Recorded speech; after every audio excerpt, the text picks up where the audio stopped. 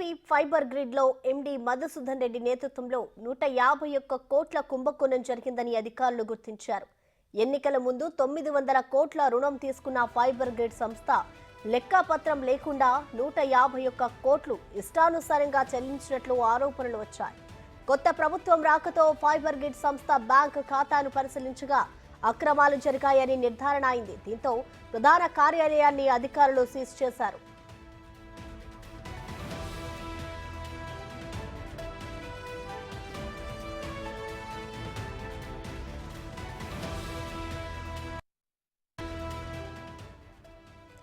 దీనిపై మరింత సమాచారాన్ని మా ప్రతినిధి మల్లికార్జున్ అందిస్తారు. మల్లికార్జున్, చెప్పండి, ఏపీ ఫైబర్ గ్రిడ్ లో ఎలాంటి మోసాలు జరిగాయి? మల్లికార్జున్, ప్రసన్న, గత ప్రభుత్వం 2019 నుంచి 24 వరకు వైసీపీ ప్రభుత్వంలో జరిగిన అక్రమాలను ఒక్కొక్కటిగా ఈ ప్రభుత్వం వెలికితీస్తా ఉంది. అందులో ప్రధానంగా ఫైబర్ గ్రిడ్ సంస్థకు సంబంధించి దాదాపుగా ఎలక్షన్ల ముందు 3 నెలల ముందే 900 కోట్ల రూపాయలను కూడా ఫైబర్ గ్రిడ్ ప్రభుత్వ హామీతో కూడా రుణం తీసుకోవడం జరిగింది. అందులో 151 కోట్లకు సంబంధించి చూస్తే దానికి లెక్కలు సంబంధించి ఎక్కడా కూడా డేటా కానీ అనేది ఎక్కడా లేదు. ఆ 150 కోట్లు ఖర్చు అనేది మట్టికి చూపిస్తున్నారు తప్పితే దేనికి ఖర్చు చేశారు, ఎందుకు ఖర్చు చేశారు అనే విషయాల మట్టికి ఎక్కడ కూడా మెన్షన్ చేయలేదు. దీనికి సంబంధించి ఫైబర్ గ్రిడ్ కి సంబంధించి జూన్ 4వ తారీఖున ఎప్పుడైతే ఎలక్షన్ లో పోలింగ్ ముగిసిన తర్వాత కౌంటింగ్ అయిపోయిందో, జూన్ 4వ తారీఖున కౌంటింగ్ రిజల్ట్ వచ్చిన తర్వాత కొన్ని సంస్థలను కూడా ఆ పోలీసులు వాళ్ళ ఆధీనంలోకి తీసుకోవడం జరిగింది. అందులో ప్రధానంగా ఏపీ ఫైబర్ గ్రిడ్ సంస్థను కూడా వాళ్ళ ఆధీనంలోకి తీసుకున్నారు.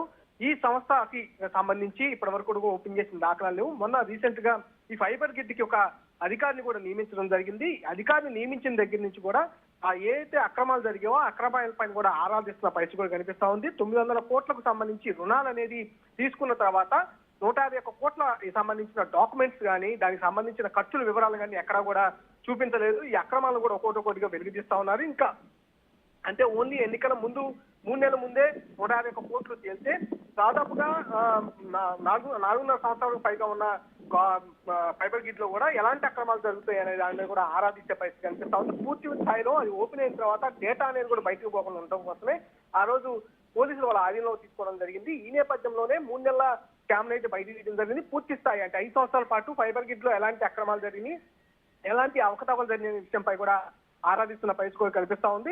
కార్యాలయానికి సంబంధించి ఓపెన్ చేసిన తర్వాత మరిన్ని అక్రమాలు బయటపడే అవకాశాలు కూడా కనిపిస్తా ఉంది. దాంతో పాటు 150 కోట్లు సంబంధించిన వివరాలతో పాటు దాంట్లో ఆ సంస్థ సందర్భంగా దాదాపుగా 1300 మంది ఉద్యోగులు పనిచేస్తున్నట్టుగా కూడా అక్కడ లెక్కలు చూపిస్తున్న పరిస్థితి కూడా కనిపిస్తా ఉంది. అసలు సంస్థలో 1300 మంది ఉద్యోగులు ఎందుకు పనిచేయాల్సి వస్తుంది, అసలు అంత అవసరం ఏముంది అనే విషయాలపై కూడా ఆరాధిస్తా ఉన్నారు. దాంతో పాటు వాళ్ళ ఉద్యోగులకు సంబంధించి ఎలాంటి రిక్రూట్మెంట్ చేశారు, ప్రొసీజర్ ఏం ఫాలో అయ్యారు, దాంతో పాటు వాళ్ళకి సంబంధించిన జీతభత్యాలు ఏ విధంగా తీసుకుంటా ఉన్నారనే అంశంపై కూడా ఆరాధిపోతా ఉన్నారు. దీనికి సంబంధించి ఫైబర్ గ్రిడ్ కు సంబంధించి జరిగిన క్రమాలు అవకతవకల మీద అయితే పూర్తి స్థాయి విచారణ అయితే జరిపించేందుకు ప్రభుత్వం సిద్ధమవుతున్న పరిస్థితి కనిపిస్తా ఉంది. Thank you Mallikarjun.